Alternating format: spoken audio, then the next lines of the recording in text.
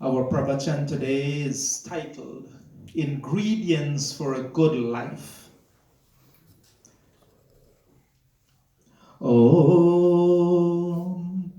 Bhareshwindram Suhuvam Havamahe Ahomucham Sukritam Daivam Janam Agnim Mitram Varunam Sataye Bhagam Dyava Pritavi Marutaha Swastaye. Bareshu. In our worldly struggles in this life, and in our yajna, we call upon God. Oh God, help us. Liberate us from difficulties and evil and enable us to get rid of any pains and show us the path for goodness. For prosperity and swasti, we call upon you, O God, O Father. Give us knowledge, bring us fortune and bliss. We call upon all the forces present on earth, sky, heaven, the forces of fire, water, air, light, heaven, earth. Bring us swasti. My dear brothers, my sisters, my fellow souls, children of God, namaste. Namaste. Today, let's discuss the ingredients for a happy, fulfilling life. What are the things we need to make our lives feel complete, in which we can find ultimate peace, love, unity that we talk about so much? Imagine for a moment that you're in your kitchen.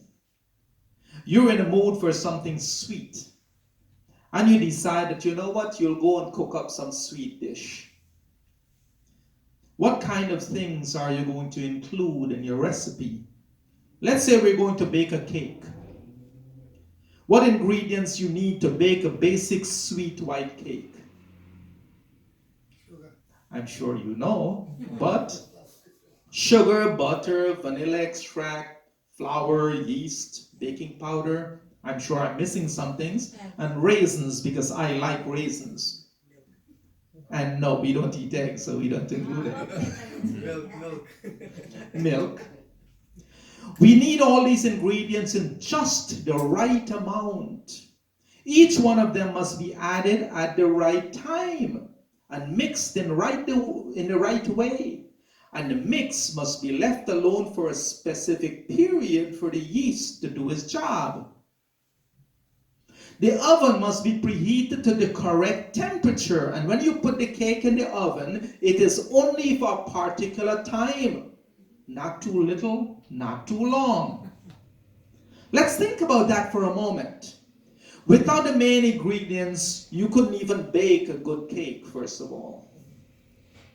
You also need the right amount of the ingredients for the cake.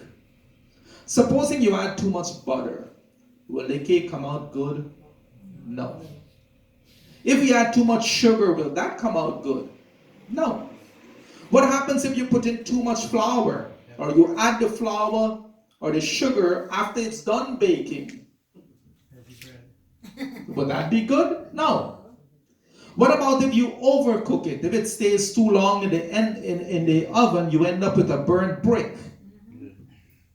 And since we're trying to bake a sweet cake, are you going to put salt as part of the recipe? No. Are you going to put in hot pepper? Are you going to use lemon? Are you going to use lime? No, you will not. Because you will not get the outcome you're looking for. You will focus and look for the things that would make a sweet dish, like sugar or honey or sweet seasonings. I like cinnamon, so I would add cinnamon. You would look for the kind of things which bring sweetness to your dish. Now you see what I'm getting at? If you're looking for the ingredients for a happy, fulfilling life, what are the things you need to make your life complete so that you can have a life full of love and peace and unity? You see, life is such a delicate balancing act sometimes, a beautiful balancing act. which can bring pure joy and happiness, who take the time and focus on bringing and adding the right ingredient in the right amount at the right time, and let it influence or bake for the right moments in your life. And then they find a happy, fulfilling life. Om yena karamana yapaso manishino, that mind by which noble people perform virtuous deeds. Yagye krinvanti vidudhe shidhiraha, when Vedic knowledge is being taught by the disciplined. Yadapurvam yakshamantaha prajanam, this body which holds the precious mind of endless potential. Tanme manah Shiva Sankalpamastu, may that mind be filled with noble and Shiva-like thoughts. This verse tells us about this very mind which is used by noble people who learn and teaches the knowledge of Vedas to the rest of us. It tells us about the precious mind which is housed in this body of ours. And it ends up in asking God, Tanme manaha Shiva Sankalpamastu, oh God, give us divine guidance to achieve our spiritual goals of life. So today, again, let's look at this recipe of not just a life, but a happy life. So you want to make a sweet life. What are the kinds of ingredients you'll want to add to your recipe of life? What are the things you will use in your recipe to bring sweetness in your life? Will you use things that are bitter? Will you use anger? Will you use negative thinking? Will you use hate? Will you use the kind of sour things in your life if you're looking to live a sweet life? No, you will not. But this is what many of us do on a daily basis. We add these sour ingredients of anger and things like that, and we expect that life somehow is going to become sweet. We think negative thoughts, we say negative words, we focus on hateful and engage in bitter argument and sour behavior, and we expect our life to be one of sweetness. We think only of ourselves selfishly, and yet we expect that life to be full of sweetness. You see how silly this is?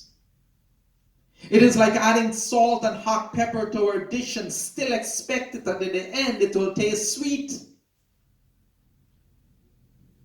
No, we examine our lives and we determine what is it we want out of life. If we want happiness, if we want sweetness, if we want niceness, if we want all of these good things which bring smiles, sweet emotions, and feel good, then let us focus on making our personalities one of sweetness.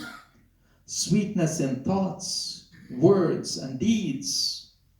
Then and only then can we attract sweet people into our lives. Sweet experiences into our days. And sweet divine thoughts that put our minds in that happy frame. Om yat prajana mutacheto dhritischa. May my mind be full of discipline, intellect, and good memories. Yajotirantaram ripram prajasu, and the inner light of knowledge be the master of mind and body. Yasmanarite kinachara karma kriyate, mind without which no actions can be performed in our lives. Tanme manah Shiva Sankalpamastu. May my mind be filled with noble and Shiva-like thoughts. This mantra tells us about having the discipline, the intellect, and the strength. Not to be slave to the mind, but to be master of the mind. And these first 6 mantras that end with Tanme Manah Shiva Sankalpamastu ask for divine guidance to bring Shiva-like thoughts. into our minds to help us choose those peace-giving ingredients, those sweet ingredients into our lives. So let me ask you all these questions. Are you being nice to others because they are nice to you? Or are you being nice to others because you are a nice person? Big difference. Are you respectful and kind to others because they treat you with respect and they're kind to you? Or are you being respectful and kind to others because you are a respectable and kind person? Huge difference. Do you talk softly and speak sweet words only because you talk to those people who are that way and they're soft and kind to you? Or do you speak softly using kind words because you are sweet, loving, and kind, and you do so to even those who do not like you? Again, there's a huge difference. When you have found peace in your own mind, when you have become comfortable being the person who you are and living the way you want others to be, instead of just telling them to be that way, when you have reached a point in your own lives where your thoughts are the kind and peaceful ones, when you find yourself being nice to people because you have become a nice person, regardless of how others talk to you and treat you. If I'm only nice to those who are nice to me, if I'm only disrespectful to those who treat me with respect, if I only show kindness to those who are kind to me, I am nothing but a fake, nothing but a hypocrite. I cannot let someone else dictate who I am. We cannot let others dictate who we are. We cannot let others determine the words we use and the tone of voice that we use to deliver those words. No. We must be genuine from the heart. Practice the Vedic mantras. Show love, kindness, consideration, respect, and tolerance, regardless of their behavior towards us. That is a true Vedic leader. That is real universal love. You are nice to others, not because they are nice to you, but because you're a nice person. They do what they do at their level of thinking. I always say that the things people do, the things people say are done at the level of thinking at which they exist. I've always said if there's 100 people over there cursing out Pandit, it's okay. Honestly, at their level of thinking, they are right. It's okay. What I can do is help them to raise their level of thinking. But that can only be done when they are ready to have their level of thinking raised. If I go force myself upon them to change their thinking, I'm just feeding my ego. So let us examine our own behavior today. When we enter Mandir, did we treat everyone with the same equanimity, the same level of calmness, sweetness, smiles, and tolerance? Or did we just talk nicely to the people who talk nicely to us? Did you try to ignore people who you know do not like you or who you think do not like you? You try to ignore them? Are you being mean to someone because you heard they say something mean to you? Do you throw a hateful visual sword at the person who voted against you at the last meeting? This, my fellow souls, tell you more about you than it does about them.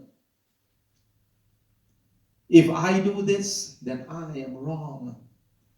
It means that I only put on a show of being nice. It means that I'm just pretending. It means that I am not practicing any of these prayers which I recite at Mandir. Om Susharatara Vayan Manushyan, as a charioteer control his horses and go in the right direction. Neniyate Bishurbirva Janaevaha So too we should direct our mind, thoughts, words, and actions.